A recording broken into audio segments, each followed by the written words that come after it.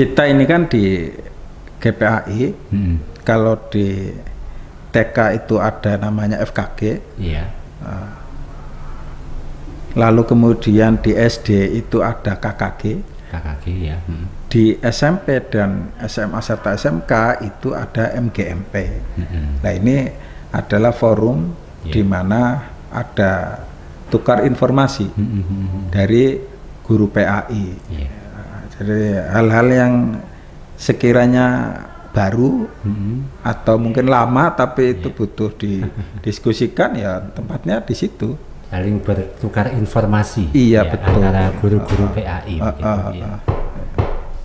Jadi biar tidak ketinggalan begitulah. Nah, cuman ya mungkin persentasenya ya ada yang saya kira dalam mengikuti ini ya, dalam mengikuti forum ini ya. Ada yang aktif, ada yang kurang aktif. Iya. Oke, ya. Tetapi kita tidak bosan-bosan untuk mendorong pada guru-guru PAI ini untuk terus aktif di forum-forum itu. Tentu ujungnya apa? Ya agar ada peningkatan kompetensi itu. Masing-masing guru. Jangan sampai kemudian ya pengetahuan seseorang kan beda-beda kan begitu. Iya, betul. Ya, tentu tujuannya adalah untuk supaya bisa menciptakan suasana pembelajaran yang lebih menyenangkan. Iya, di samping itu juga kontennya juga. Iya, konten pembelajaran juga lebih bermutu. Iya. Gitu ya.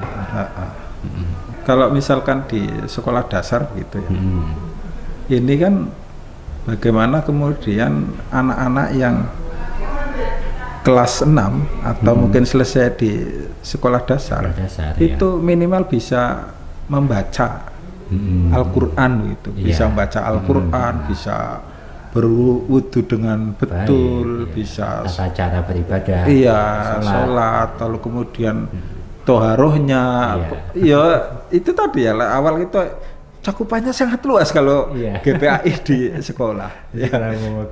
Jadi ini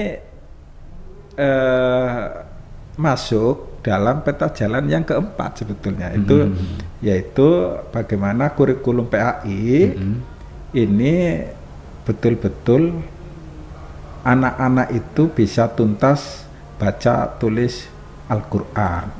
Sehingga di tahun ini Direktorat PAI itu menyusun buku teks dan pendamping PAI untuk jenjang TK, SD, SMP, SMA, dan SLB.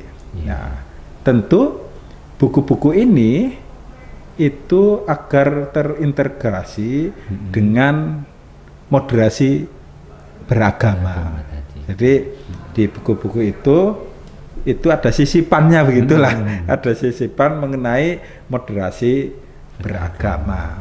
Sehingga kemudian anak-anak kita itu di dalam menjalankan keyakinannya itu tidak, istilahnya orang menyebutnya tidak kaku, adaptif terhadap perubahan dan adaptif terhadap budaya lokal. Nah, terus kemudian peta jalan yang kelima yaitu ada yang namanya SRC atau School Religion Culture. Apa itu kan gitu ya? Apa itu? Yaitu sebuah ajakan untuk membangun kebiasaan dan budaya Islam di sekolah-sekolah, seperti mengaji, sholat duha, berdoa, lalu kemudian kantin halal, tentu zakat dan wakaf itu bagaimana kemudian bisa masuk di sekolah. Nah, pengaplikasiannya ini kan kadang dari materi yang sudah disampaikan tadi. Kalau wakaf mungkin kita selama ini memahami kan itu wakaf itu harus dalam bentuk misalkan tanah, sesuatu yang besar. Ini kan begitu kan, bangunan. Nah, padahal sekarang ini kan sudah berkembang ada yang namanya wakaf tunai. ada wakaf uang begitu. Nah, bagaimana pengelolaannya ini tentu harus ada diskusi tersendiri tentang wakaf uang ini. Nah, di kita soal SRC ini tentu sudah cukup baik. Sholat duha, kebiasaan membiasakan sholat duha juga telah dilaksanakan oleh beberapa sekolah. Lalu kemudian Asmaul Husna itu pagi hari itu juga lalu kemudian menghafal surat-surat pendek atau kita kenal dengan juz amma itu juga dilakukan.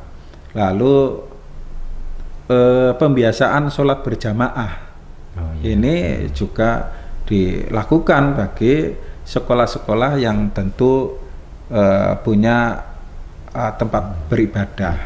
Saya kira semua SMP dan SMA, SMK itu semuanya punya fasilitas, punya masjid yang besar itu kan. Hampir semua SMP itu masjidnya besar-besar. Nah itu tentu adalah untuk kemudian menunjang pembiasaan melakukan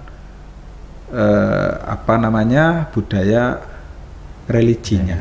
Nah, tentu harapannya mereka itu di samping mempunyai pengetahuan, ilmu pengetahuan dan teknologi, tetapi juga punya karakter yang agamis istilahnya. Orang dulu menyebutnya otaknya Jerman atau ininya apa namanya dulu itu yang kan Zainuddin MZ itu kan gitu kan. Kita sebagai orang beragama tentu berupaya anak-anak kita juga mempunyai itu semua. Jadi kemampuan keilmuan umumnya juga mumpuni, tapi karakter religiusnya juga terbangun dengan baik. Betul. Seperti itu ya. Lalu peta jalan berikutnya yang keenam adalah satu data untuk semua. Nah, ini tentu sebagai penguatan regulasi kita. Regulasi apa? Tentu data ini untuk acuan kita melakukan sebuah perencanaan. Perencanaan apa? Semua perencanaan tentu berangkatnya dari data. Sebuah data ya. Iya, dari data. Tentu data kita maksudnya data guru itu kan ada di yang namanya siaga. Ada guru PAI ya. Guru PAI, ada juga EMIS juga kan ada. Nah, ini juga kita sudah terintegrasi dengan Dapodik. Jadi kalau guru ini di Dapodiknya misalkan belum ada, maka tidak bisa kemudian masuk di siaga. Kalau ada perubahan data, itu juga harus berawal dari Dapodik. Karena memang ini kan guru dinas begitu kan ya? Dari dinas. Dari dinas ya. Pintunya di Dapodik. Di Dapodik. Kalau untuk di guru-guru di Kemenang pintunya di EMIS. Iya. Jadi hanya di EMIS. Nah ini harus satu data. Jadi tidak bisa datanya itu hanya misalkan di siaga ini di EMIS-nya begini, di Dapodiknya begini itu. Jadi kita satu ini. Iya, satu data. Maka ada pusdatinnya. Gitu. Pusat data. Iya. Tentu kita untuk intensif, ya itu juga dari data situ. Big data yang dikumpulkan. Iya. Kalau kita istilahnya di siaga ya. Maka bagi guru agama ya, bagi GPAI yang sekiranya datanya itu belum masuk di Dapodik tentu tidak bisa masuk di siaga. Padahal untuk bisa mengikuti PPG, ya kan, bisa mengikuti pretest itu kan melalui siaga. Nah, apa ada? Ada beberapa, ada mungkin ya nggak banyak sih, mungkin hanya 1-2.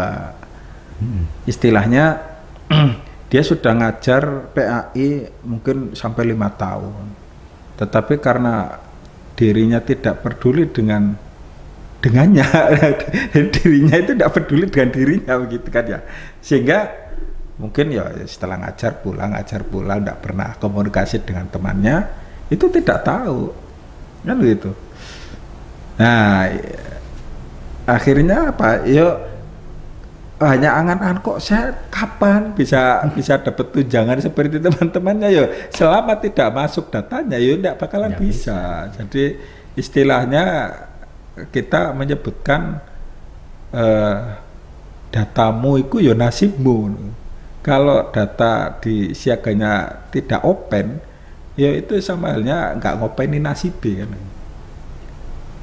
Jadi ya harus terus updating data itulah. Nah, lalu kemudian peta jalan yang ketujuh, yang terakhir adalah rebranding PAI. Nah, tentu apa yang akan kita brandkan begitu kan ya. Nah, itu tentu PAI itu mesti tampil beda dan mesti hadir di tengah-tengah masyarakat. Nah, tentu bisa mengikuti selera anak didik kita sebagai generasi Z. Nah, seperti betul yang tadi itu awal itu, kita sebagai guru PAI juga harus mengikuti itu. Itu sekarang ini kan Canva, kita juga harus ikut Canva. Kita itu ChatGPT, ya kita harus mengikuti itu. Terus kemudian apalagi harus mengikuti itu, ya mungkin gini kan, mungkin ya, mungkin bagi guru-guru yang sudah masuk masa-masa usia agak sepuh ya, mungkin yang hanya 1 atau 2 tahun lagi purna itu mungkin ada yang kesulitan, tetapi juga tidak sedikit, artinya kalau tidak sedikit kan berarti banyak. Mereka yang masih usianya sudah juga mengikuti itu, bikin konten di YouTube, terus kemudian di IG-nya, di anutnya, tentu informasi-informasi yang terkait dengan pendidikan agama Islam. Nah, ini yang dimaksud dengan rebranding PAI. Ini saya kira sangat penting, sehingga harus isinya atau kontennya itu kan harus semenarik mungkin. Iya, betul. Sekarang ini apa sih yang di digital itu yang tidak ada, kayaknya kan begitu, semuanya ada. Kita sekarang ini pengen buat apa dengan bantuan kecerdasan buatan itu sangat luar biasa. Semakin mudah. Iya, semakin mudah, tetapi tentu kita dengan adanya kemudahan itu jangan kemudian terlena, kita tidak tidak baca buku begitulah. Iya, betul. Iya, akhirnya kan begitu kan kita. Tentunya fasilitas dari kecerdasan buatan umpamanya ataupun berbagai aplikasi yang memudahkan kinerja itu kita gunakan sesuai dengan kurikulum yang sudah ditetapkan begitu ya. Iya. Itu kan hanya penunjang tentu. Kalau penunjang berarti kan yang ada yang utama. yang utama tetap pribadi. Iya betul, maksud saya begitu. Bagaimana ide itu muncul, bagaimana dia ingin membuat kreasi A, kreasi B, kreasi C. Itu kan dari dalam. Iya. Nah, untuk bisa mewujudkan itu, nah itu ada penunjangnya. Penunjangnya apa? Ya itu tadi. Teknologi. Ya, oke. Dan memang sangat luar biasa dan itu bisa menjadi salah satu tantangan yang cukup menarik dan cukup besar bagi guru PAI. Yang pertama untuk bisa mengikuti arus informasi. Yang kedua tadi saya simpulkan harus bisa membuat sebuah metode pembelajaran yang menyenangkan, yang bisa diterima oleh masing-masing generasi anak ya. Betul. Generasi anak yang sekarang pasti sudah berbeda dengan generasi old istilahnya. Nah ya kan anak kita ini kan dari bangun tidur sampai mau tidur itu kan tidak bisa lepas dari gawai gadget. Ini tentu kita sebagai orang tua, sebagai guru ini kan harus bisa masuk di dunia anak-anak kita. Dunia kreasi anak itu. Iya betul sekali. Bagaimana istilahnya agar mereka ini akhirnya produktif dengan pegangannya ini harus berpikir kayak apa. Misal kasih tugasnya kasih tugasnya adalah merekam aktivitas ketika menghafal kan begitu kan. Merekam sedang berwudu. Misalnya temannya sedang berwudu atau gimana. Itu agar kemudian keasikannya di dunianya itu teralihkan. Tidak kemudian hanya untuk main game atau mungkin membuat konten, tetapi kontennya itu tidak positif gitu. Itu kan kita harus punya kiat-kiat bagaimana mengalihkan dari hal yang menjadi sesuatu yang lebih bermanfaat. Iya betul. Ada istilah mengatakan kalau kita tidak melakukan hal yang positif, maka dipastikan kita akan melakukan hal yang negatif. Betul. Karena ya itu tadi sekat antara negatif dan positif hanya dipisahkan oleh satu smartphone. Sudah semakin tipis lagi. Baik, Pak Basit, memang cukup menarik sekali, cukup menarik yang kita bahas mengenai pendidikan agama Islam ini dan memang cukup luas. Namun ya karena keterbatasan waktu kita, mungkin untuk penutup sesi kali ini mungkin ada closing statement ataupun pesan-pesan bagi para guru PAI yang ada di Kota Kediri.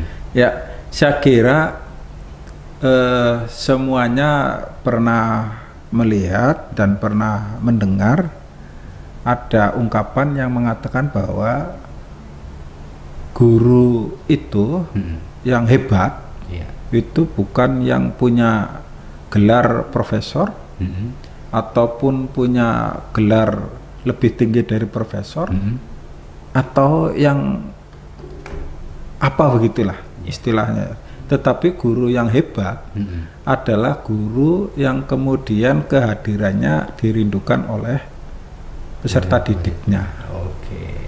Nah, sehingga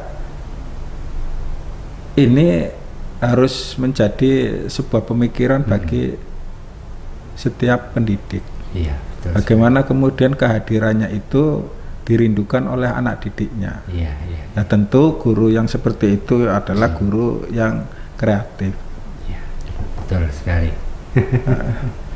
Karena semakin dirindukan oleh siswanya, berarti dia semakin lekat di hati peserta didiknya dan akan semakin mudah untuk membentuk karakter dari peserta didik begitu ya. Luar biasa sekali dan terima kasih Pak Basit. Ya, sama-sama. Telah hadir di studio. Insya Allah kita akan bahas lebih mendalam lagi mengenai pendidikan agama Islam di sesi berikutnya. Ya, terima kasih telah mengundang kami untuk bisa berbagi informasi tentang apa itu PAI di Kementerian Agama. lain waktu mudah-mudahan kita bisa berdiskusi yang sifatnya tematis begitu ya. Oh iya, kita akan lebih masuk ke ranah yang lebih spesifik lagi. Ya. Untuk perdana ini kita masih membicarakan hal-hal yang bersifat umum, tapi tentunya kita akan kerucutkan lebih tajam lagi pada podcast kita berikutnya bersama dengan kawan-kawan dari pendidikan agama Islam. Terima kasih Sobat Religi telah hadir, telah menonton dan menyaksikan sesi podcast kali ini hingga tuntas. Saya Nurdi Futsal Arifin pamit undur. Terima kasih telah menyaksikan dan kita akan berjumpa di sesi podcast kita selanjutnya. Wassalamualaikum warahmatullahi wabarakatuh.